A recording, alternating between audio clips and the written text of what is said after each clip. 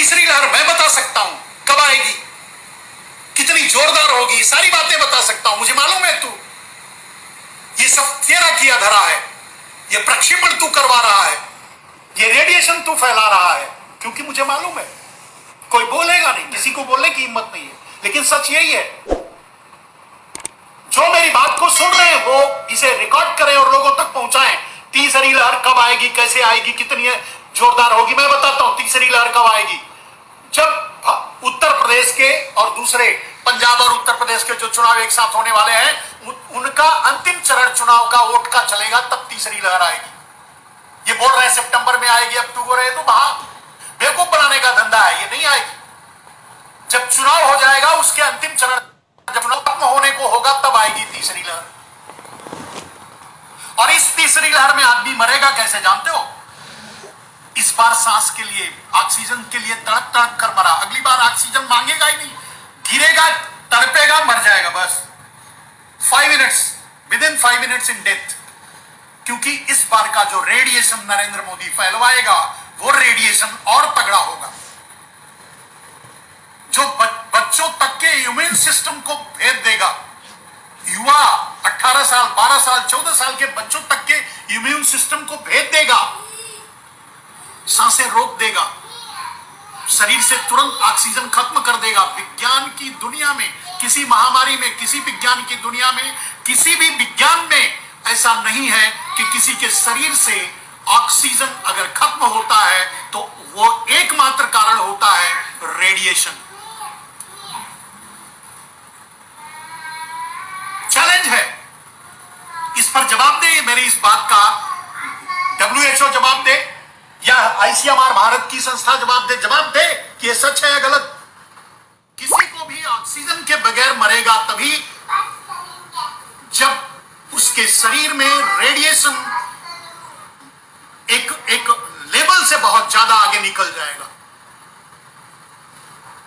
तो ये कृत्रिम है, ये नरेंद्र मोदी की साजिश है। नरेंद्र मोदी का टारगेट है 84 करोड़ भारतवासियों को मार देना। ये वर्ल्ड ऑर्डर की डिमांड है, भारत को वर्ल्ड ऑर्डर में सेट किया जा रहा है। मरेंगे, आप भी मरोगे, हर घर में 3 आदमी मरेंगे। 5 लोगों का परिवार एवरेज माना जाता है। 84 करोड़ मरने का मतलब होता है हर घर में 3 आदमी मरेंगे एवरेज। किसी के घर में 1 मरेंगे तो किसी में 3-4।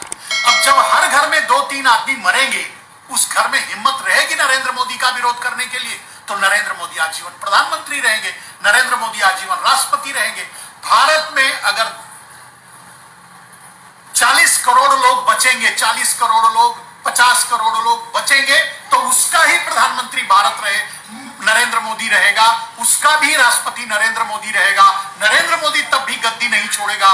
इतना बड़ा क्रूर, भयानक भेड़िया है नरेंद्र मोदी। नरेंद्र मोदी को धक्के देकर उस गद्दी से उतारना पड़ेगा भारत को बचाने के लिए।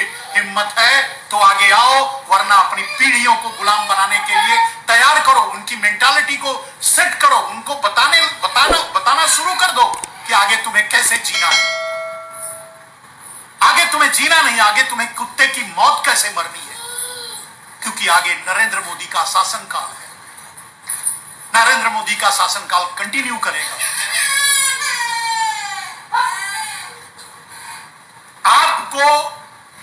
अगर आपको अपने आप को नहीं, इस देश को बचाना है, अगर आपको लगता है कि भारत आपकी भूमि है, आप भारत के लिए में पैदा हुए हो, भारत के लिए जी रहे हो, भारत के लिए कुछ कर सकते हो, तो आपको आगे आना होगा।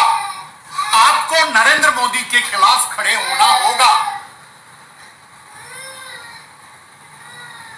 आपको नरेंद्र मोदी को गद्दी से हटाना होगा। मेरे दोस्तों, मुझे जो कहना था, मेरा जो विषय था वो ये था कि नरेंद्र मोदी भारत के प्रधानमंत्री नहीं है, अडानी अंबानी यानी मोदी शाह पारेख मेहता के CEO बन के रह गए।